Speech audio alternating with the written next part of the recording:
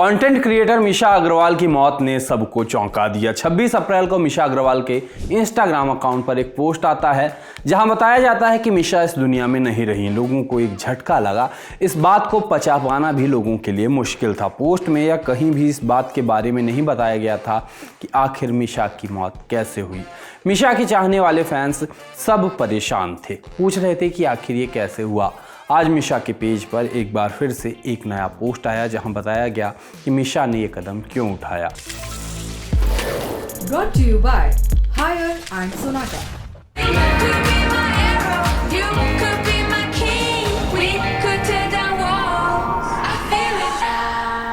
एक रील में एक लंबा नोट था जिसमें लिखा गया, मेरी छोटी बहन ने अपनी दुनिया इंस्टाग्राम और उसके फॉलोअर्स के इर्द गिर्द बसा ली थी। उसका एक ही सपना था, 1 मिलियन फॉलोअर्स पाना और फैंस बनाना, मगर जब उसके फॉलोअर्स कम होने लगे तो वो टूट गई और खुद को बेकार समझने लगी। अप्रैल से वो काफ़ी डिप्रेशन में थी। कई बार तो वो मुझे गले लगा कर रोती और कहती, जिज्जा अगर मेरे फॉलोअर्स कम हो गए तो मैं क्या करूँगी, मेरा करियर ख़त्म हो जाएगा। आगे लिखा गया कि मैंने उसे समझाने की कोशिश की कि ये सब उसकी पूरी ज़िंदगी नहीं है, बस एक हिस्सा है। अगर ये ना भी चले तो भी सब खत्म नहीं होगा। मैंने उसे उसकी काबिलियत, LLB डिग्री और PCSJ की तैयारी याद दिलाई और कहा कि एक दिन वो जज बनेगी, उसे अपने करियर की फिक्र नहीं करनी चाहिए। मैंने उसे कहा कि इंस्टाग्राम को सिर्फ मनोरंजन की तरह देखे और अपनी खुशी पर ध्यान दे, ना कि चिंता और डिप्रेशन में जाए। लेकिन अफसोस उसने मेरी बात नहीं मानी। इंस्टाग्राम और फॉलोअर्स की चिंता में वो इतनी उलझ गई कि इस दुनिया को ही अलविदा कह दिया। इस सदमे से हमारा पूरा परिवार टूट गया है। परिवार की तरफ से भले ही कहा गया हो, मगर लोगों को इस बात पर यकीन नहीं था। इसके साथ ही कई और चीज़ें थीं जिन्होंने लोगों का ध्यान खींचा। जैसे इस रील का कैप्शन था, उसके फ़ोन का वॉलपेपर सब कुछ कहता है। उसकी ज़िंदगी का एकमात्र लक्ष्य इंस्टाग्राम कोई वास्तविक दुनिया नहीं है और फॉलोअर्स असली प्यार नहीं है। प्लीज़ इसे समझने की कोशिश करें। साथ में फ़ोन का वॉलपेपर था जिसमें इंस्टाग्राम पर 1 मिलियन फॉलोअर्स और यूट्यूब पर 10 लाख से ज़्यादा सब्सक्राइबर्स थे।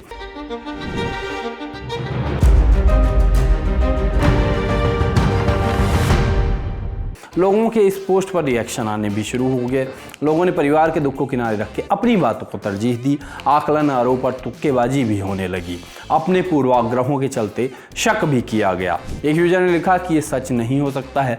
कमेंट आया कि ये बात सोचकर मेरा दिल टूट गया कि वो प्यार, रिस्पेक्ट नहीं देख पाई जो कई लोगों के दिल में उसके प्रति था, जो स्क्रीन पर दिख रहे नंबर से कहीं ज़्यादा था।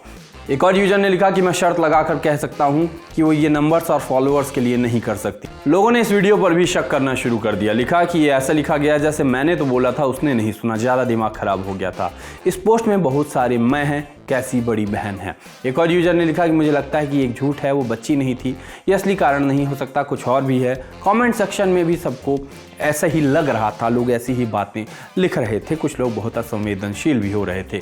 एक और इसी तरह की बात करता हुआ कमेंट आया कि कुछ फिशी है, लोग खुद को सेफ रखने के लिए ब्लेम गेम खेलते हैं।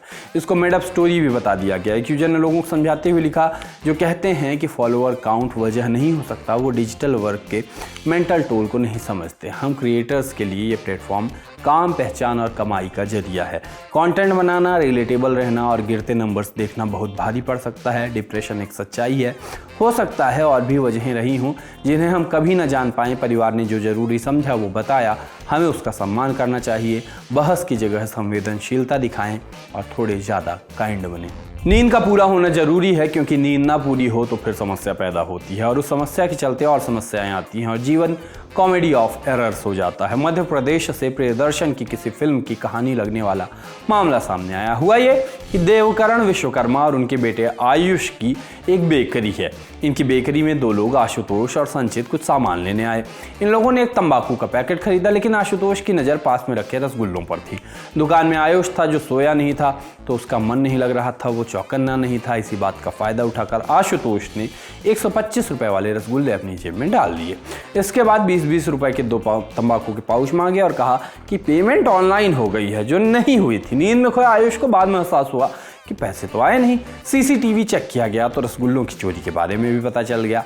अब ये मामला पहुंचा पुलिस के पास। कुल 165 रुपए की चोरी के आरोप में दोनों आरोपियों के खिलाफ सिहोर पुलिस थाने में मामला दर्ज कर लिया गया।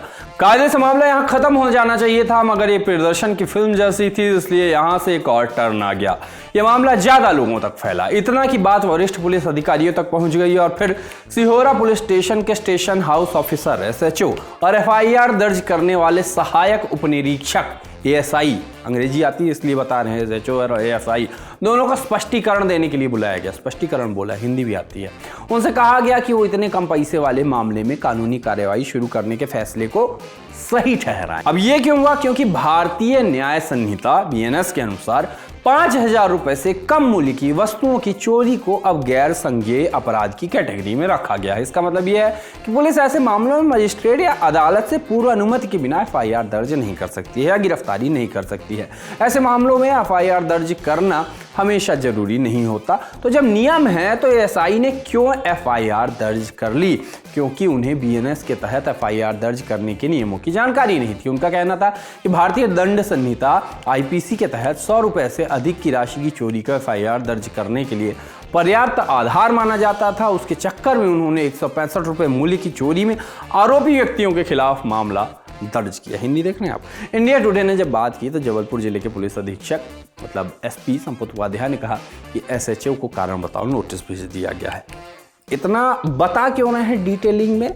वो इसलिए कि एक आदमी ठीक से सोया नहीं, दूसरे की नजर रसगुल्ले पे फिसल गई और अब दो पुलिस वालों को कारण बताओ नोटिस का जवाब देना है। इंटरनेट के अति बौद्धिक लोगों के बीच एक बेहद रोचक विषय पर ऑनलाइन बैठक चल रही है। लोग बेहद गंभीर हैं, मानो दुनिया भर की समस्या, चाहे ग्लोबल वार्मिंग हो, महामारी हो, युद्ध हो, इन सब से जरूरी टॉपिक उनको मिल चुका है। उन्हें पता लगाना है कि अगर एक गोरिल्ला और 100 इंसान आपस में भिड़े तो क्या होगा। लोग इस मुद्दे पर इतने ज्यादा सीरियस हैं जितना नहीं होना चाहिए, इतने ज्यादा इंटेलेक्चुअल हैं जितना नहीं होना चाहिए। मुद्दा आज का नहीं, करीब 9 साल पहले रेडिट पर हु वुड विन नाम के सब रेडिट पे ये सवाल पूछा गया था, वहां शुरू हुआ। 100 पूरे नग्न आदमी और एक सिल्वर बैग गोरिल्ला की लड़ाई में कौन जीतेगा?